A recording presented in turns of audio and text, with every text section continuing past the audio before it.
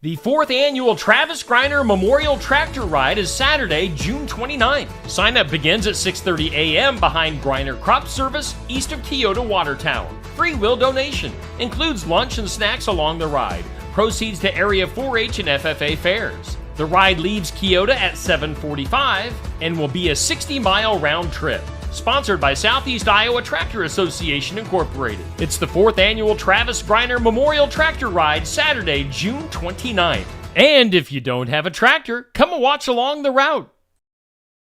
The Keokuk County Expo Fair Kickoff Barbecue Cook-Off is Saturday, July 13th. $100 per team, up to 4. Deadline to sign up is Friday, June 28th. Cash payout is $350 to first place per category. Meal for the public starts at 5:30 with a free will offering. Be sure to sign up by the entry deadline, June 28th. Stop at the Keokuk County Extension Office to pick up a packet. Proceeds to support the Keokuk County Expo. Sponsored by Keokuk County Farm Bureau. Contemporary Christian artist Leanna Crawford is coming to the Watch Year Opera House in Watch Year, Iowa, Saturday, June 29th at 7 p.m. Doors open up at 6 p.m. Advance tickets are $15 plus tax, $20 at the door.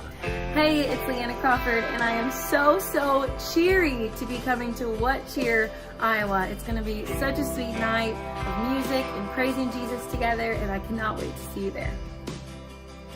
All proceeds to support the Tri-County Food Pantry. Brought to you by the Watch Year Methodist Church. Ticket information can be found on the Watch Year Methodist Church Facebook page.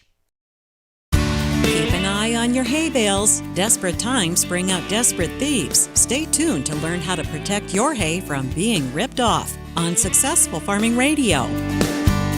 Successful Farming Radio, providing information farmers need in the field, in the shop, and in the office. Committed to growing your business in agriculture. Check out our full lineup of Successful Farming podcasts. The Successful Farming podcast goes in-depth into the topics that affect farmers and ranchers. The 15 Minutes with a Farmer podcast offers a quick conversation between an editor and a farmer. The SF Shorts podcast offers bite-sized interviews about agricultural topics. And the SF Daily podcast covers commodity markets, weather, and the big things happening in agriculture each morning.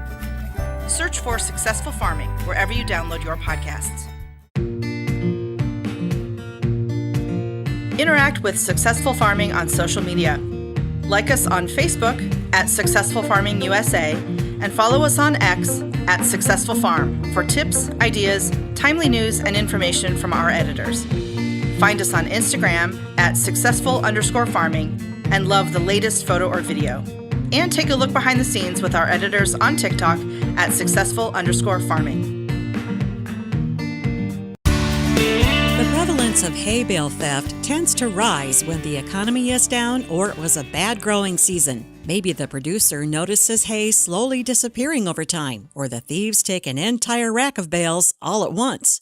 Brian Waddingham is the executive director of the Coalition to Support Iowa's Farmers. He says thieves will take whatever is the most convenient for the crime, so make it harder for them to even consider it. The one that would be best is if you wouldn't have to leave the bales in the field overnight, that you could take them up to your farmstead and put them away. But, if that's not an option, probably the next easiest method would be to put a gate across the field entrance, padlock it shut, just don't allow them access to get into the field. Ask nearby neighbors to keep an eye out for any suspicious activity at night. They would happen to see lights in the field after dark. Another option is to put up trail cameras that would capture a license plate number. Some have put a GPS device inside a bale, so if it starts moving, it could be tracked. All bales look pretty much the same, so it can be very difficult to prove the stolen loot was yours and get it back. In some states, producers mark hay with a colored food dye. If the thieves are taking the bales home to use for their own livestock, you're probably not going to find it.